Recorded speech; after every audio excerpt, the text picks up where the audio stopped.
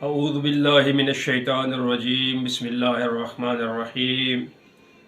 سامعین محترم، آج آپ کی خدمت میں مولا سجاد علیہ الصلوۃ والسلام کی ولادت باسعادت کی مبارکباد پیش کرتا ہوں، اور اس کے بعد مولا علیہ الصلوۃ والسلام کی ایک معروف حدیث ہے جس کو رسالۃ الحقوق کہا جاتا ہے، اس کا تعارف کرانا چاہتا ہوں کہ یہ رسالۃ الحقوق کیا ہے۔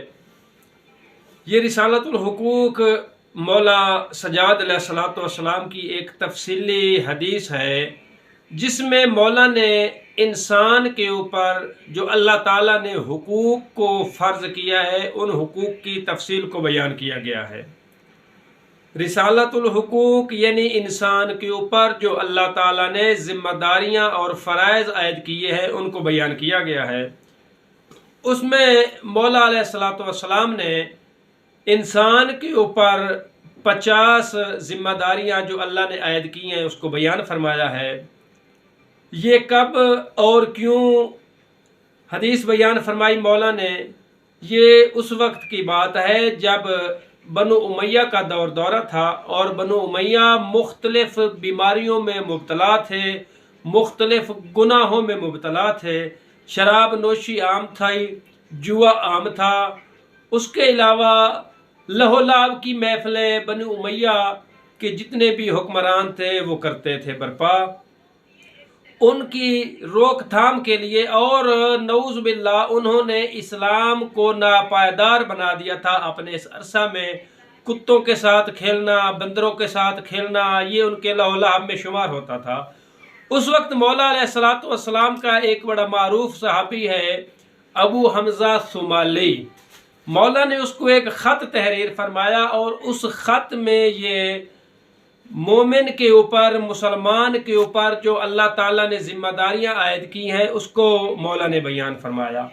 تو کلی طور پر اگر دیکھا جائے تو 3 حقوق کو بیسیکلی بیان فرمایا ہے مولا نے۔ سب سے پہلا ہے حق اللہ، کہ انسان پر اللہ کا کیا حق ہے۔ دوسرا ہے حق النفس، انسان کا اپنے اوپر کیا حقوق ہیں۔ اور تیسرا ہے حقوق العباد، انسانوں کو کیا دیگران کے حقوق ہیں۔ اس کے بعد اگر اس کو عمومی طور پر دیکھا جائے تو 7 حصوں میں حقوق کو مولا نے تقسیم کیا ہے۔ سب سے پہلا حق جو ہے وہ خداوند تعالیٰ کا حق ہے جس کو حق اللہ کہا جاتا ہے۔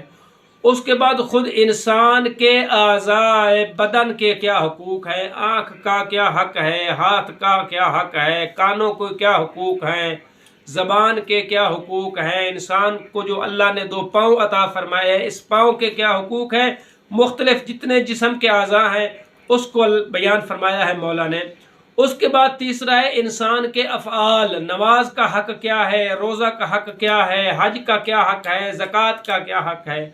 اس کے بعد حقوق العباد آ جاتا ہے۔ سب سے پہلے والدین کے کیا حقوق ہیں، اولاد کے کیا حقوق ہیں، شوہر کے حقوق کیا ہیں، بیوی کے کیا حقوق ہیں، دیگر تمام رشتہ داروں کے کیا حقوق ہیں۔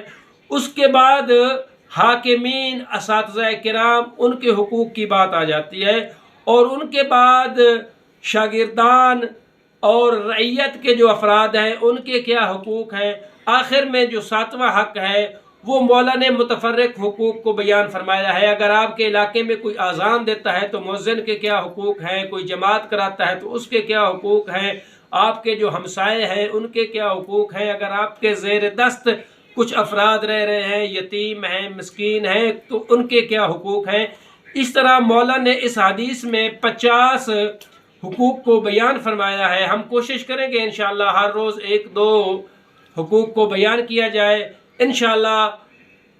اس کے بعد ہمارا جو اگلا ٹاپک ہوگا وہی ان حقوق کی تفصیل ہوگی، اور دعا کرتا ہوں خداوند عالم محمد و آل محمد علیہ الصلوۃ والسلام کے صدقے میں ہمیں ان حقوق کی بجا آوری کی توفیق عطا فرمائے۔